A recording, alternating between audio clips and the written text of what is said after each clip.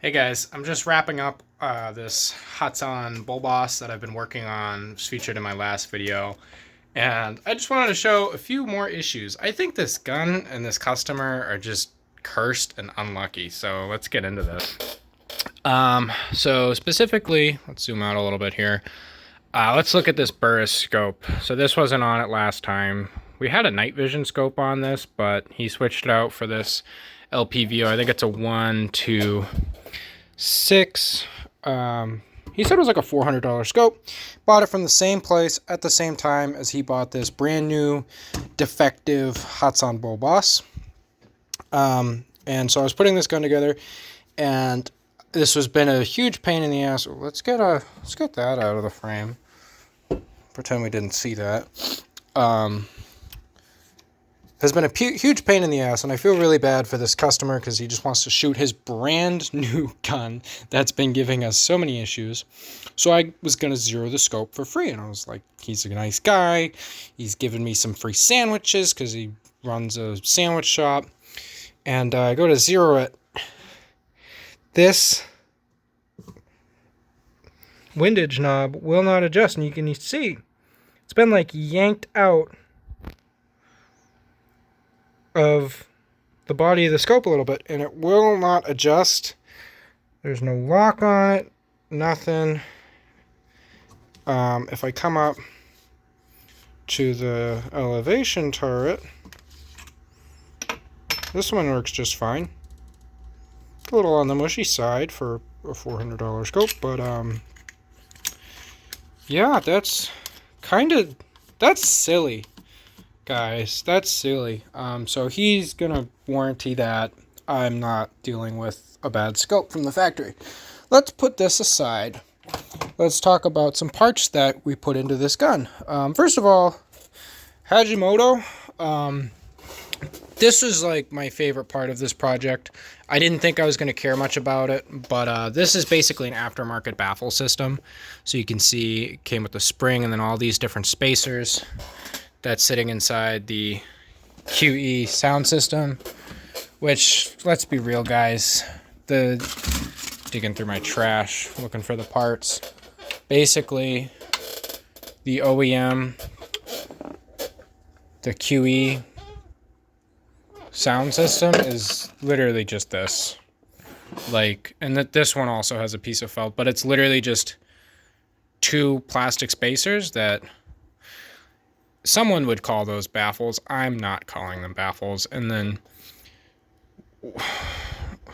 that, and then two pieces of felt. And we shot it once or twice before it broke itself, and it was pretty loud, very snappy gun. Put this in, and honestly, I'll nah, because I have no idea if that's loaded or not. But it's very quiet now. Quiets the gun way down. And it was a very easy install for like 30 something bucks. Good shipping. I'm a huge fan of that. Make products for a lot of different guns. That's the only thing I would recommend out of this whole project is Hajimoto.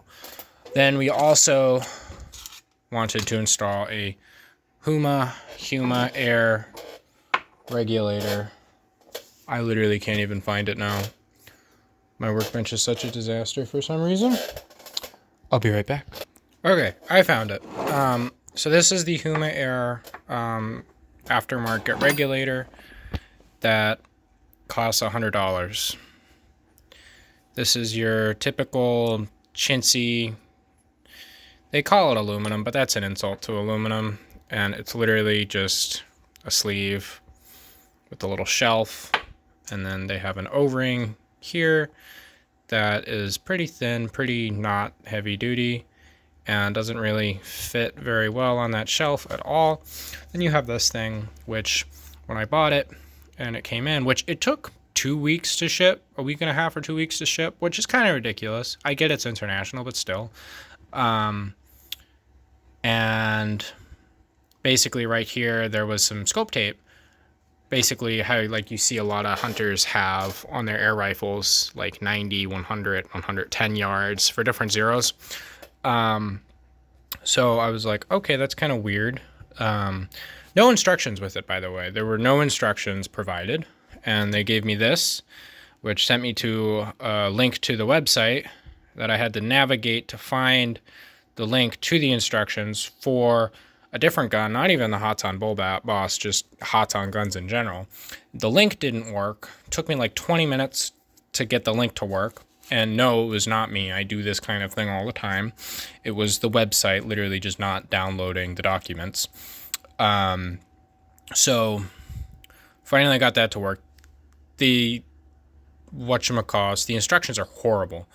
It's literally just, it may as well just say install regulator. And here I am thinking it's going to go on the gun like every other regulator on the planet. And I'm like, okay, that'll be kind of cool. It'll sit right there. Maybe I'll even have to cut a little cutout in the stock and I'll have a little dial. Because really, it didn't show, like the website really didn't show me anything. The customer just showed me a video. I didn't even look at the video. I just saw the products, looked up the products, ordered the products. So this apparently goes inside our air tanks. Yeah, and if you see the issue there, we have 2 air tanks, which means we would need 2 $100 regulators. So basically it's a bust at that point. Immediately I'm like, I'm not waiting another 2 weeks to give this guy his gun back. This is getting ridiculous. So getting back to the scope tape, I removed it because I was like, okay, maybe it's protecting some sensitive, like high tolerance, very fragile material in here. Nope. It was just so that this is how you adjust, and then you have a little tick mark right there, and obviously now I've made little hash marks to show which direction is which. And that's how you adjust your regulator in bar. So to adjust your regulator, you would need to completely empty your tank down to 0 psi, and then take off your filler cap, take out your regulator, which is a bitch, by the way. You basically have to bang this thing on the ground to get it to pop out, and then grab it with some pliers, which thankfully I have some halfway decent pliers. These things suck. Anyone who likes Knipex, what is wrong with you? And then you have to adjust it. And it even says it's like, yeah, you have to adjust it more than you intend to and then dial it back. It's like, this is such a piece of shit. And this is also made out of your crappy material as well. Like not good stuff. And they specifically brag like, yeah, we use only the best materials for the most reliability. It's like, no, this is horrible. This is a horrible product for $100. $100 plus shipping. I think it was 90 euros or pounds or whatever. That's roughly $100, $110. I have no idea what they charged my card, but I don't care because I'm returning it and getting my money back. And really, it's just like, if you want a regulated PCP, buy a regulated PCP. They're cheap and accessible now. Almost everybody makes a line of regulated PCPs. Hatsan is one of the few who have their primary line of guns not being regulated, the AT-44 lineup, even though you could just literally stick a regulator right there and it'd be so easy to do.